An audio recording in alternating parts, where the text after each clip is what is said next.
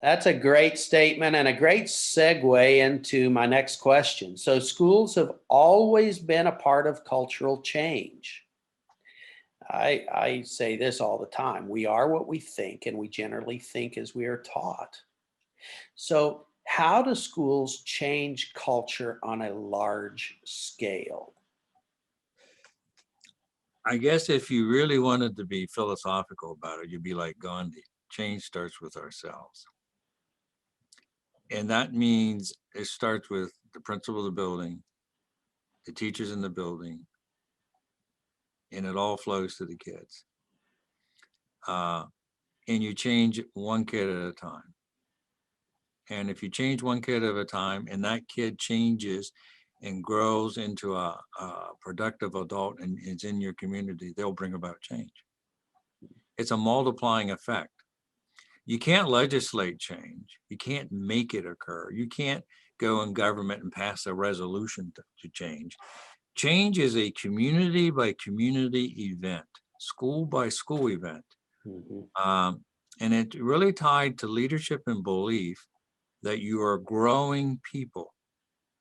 Now, when you start looking at school as growing a human being, it takes on a whole different tenure than if I'm going to teach you algebra. I'm going to teach you all the academic stuff you need to know to get into college. Well, that's true. I want to do that. But it's really more about growing a human being. And we've lost that. We've lost that in its, I think, entirety because, we want to control it. And you can't. And so you really have to look at it differently and have a different philosophy. But it's about it's relationships again. And all research will tell you, if you look at it at a building level, it is the principal that is the key at each building. The superintendent in the district. Right? The superintendent, has a different kind of role, but it's really that principal. Again, the closer you get to kids, the more important the role you have in the job. Yeah. And we have done a lot to destroy that relationship. I'm not pro-union. I'm not anti-union, but you can get into a lot of hassles over nuances that has nothing to do with the kids at all, and then destroy a program or make it ineffective. So if you go in with the premise that we are here to do the best for the kid, and it takes time. Remember, I was at one spot for 34 years. I saw, the pendulum move, but it was a purposeful action. For a high school, it took me 25 years to build a really strong high school. It's a time investment kind of thing.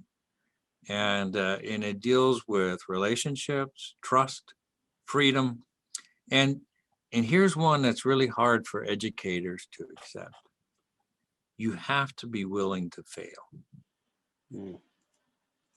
And think about it now, if you're a teacher, embracing failure is scary because you don't want kids to fail. But you know what? I want every kid in my high school to fail so they get a feeling of it, so they can overcome it. So when they're in real life, when it really does count, they're able to handle it. So I want teachers to push my kids, maybe not to the brink and over, but to that brink where they feel that discomfort. Failure is important. And so you need to be able to tell your people who are interfacing with that kid doing that in that space, I want you to be creative. I want you to work with Melvin. I know Melvin is different. He's a struggle. He's a handful. But be creative. Do something that's atypical, that's unique. And you, with your professional experience, you can do that. And if it works, we have won a battle. If it doesn't work, then the next day try something else. Yeah. And that's one of the things I think as leaders of buildings, you need to tell your faculty it's okay to do something and it may not work out as well as you think it should. Mm-hmm. So yeah, great stuff there. Attorney General Ed Meese, I think is one credited with this statement, but he says, people are policy. And so when you're talking about education, you talk about, your principal being the key person in the building, your superintendent of schools, the key person in your school district, et cetera.